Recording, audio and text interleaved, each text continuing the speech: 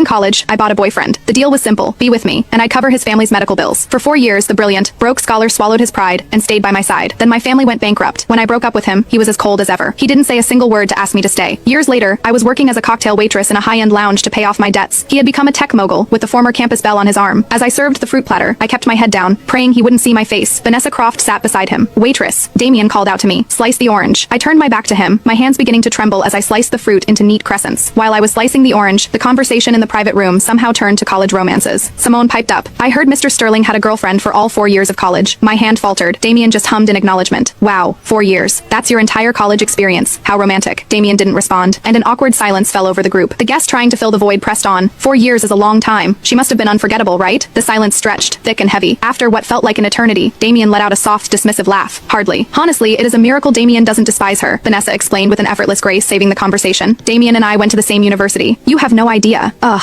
I felt so bad for him back then. If his ex hadn't been in the way, do you really think it would have taken us this long to get together? Of course, Vanessa, you are a huge star now, no matter how great his ex was. Could she ever compare to you? The mood in the room instantly lifted. I tugged the brim of my cap lower, desperate to just disappear. The fruit knife slipped, slicing my finger. A sharp hiss of pain escaped my lips, drawing the attention of the table. "What is wrong with you?" Vanessa complained, her voice sharp with annoyance. "Can't you even cut a piece of fruit? I am so sorry, I'll get you a fresh platter." I snatched the plate, ready to flee. Wait. Damien's voice stopped me in my tracks. Each word was slow, deliberate. "Turn around." My feet felt nailed to the floor. 1 second, 2. My manager, sensing trouble, rushed over. "My apologies, everyone. She is new, still learning the ropes. The fruit platters are on the house tonight." She shot me a pointed look. "What are you waiting for? Go get a new one." It was the escape I needed later. My manager, a kind woman named Sarah, pulled me aside. "You need to be quicker on your feet next time," she said gently. "We were all new once, but a complaint from that room, and you'd be working tonight for free." "Thank you, Sarah. Don't mention it. Just be extra careful with the VIP room. They're all heavy hitters, especially the youngest, most handsome one in the middle. He is the founder of a huge tech startup. He is not someone we can afford to cross." "Sarah, I am a little shaken up. Could you possibly take the new platter in for me?" "Sure thing." I let out a breath I didn't realize I'd been holding. If there was one person in the world who had already crossed Damien Sterling beyond forgiveness, it had to be me. I was the ex he was talking about, the one it was a miracle he didn't despise. At 4 a.m., my shift was finally over. I was the last to leave. A coworker, thinking the building was empty, had already shut off the main lights and the elevators. I jabbed at the elevator button in frustration, hoping to bring it back to life. "You should probably call someone." Damien's voice echoed from the darkness behind me. I froze, then mechanically called my coworker. The elevator whirred back to life. Damien and I stood in the cramped space, the silence deafening. "Working this late?" His voice was low, yet distinctly clear in the confined space. "Yeah, waiting for the last guest to leave." I stared at the closed elevator door. "The pay? Is it good?" he asked hesitantly. "It is okay." I kept my head down, the cap hiding my face. He didn't seem to recognize me. He chatted idly for a moment, then glanced at his watch. "This elevator is painfully slow. My girlfriend is probably getting impatient. She is very clingy, you know, loves to be doted on." My heart clenched. He was talking about Vanessa. "What about you?" he continued. "You get off this late. Doesn't your boyfriend come pick you up? I live close by." The elevator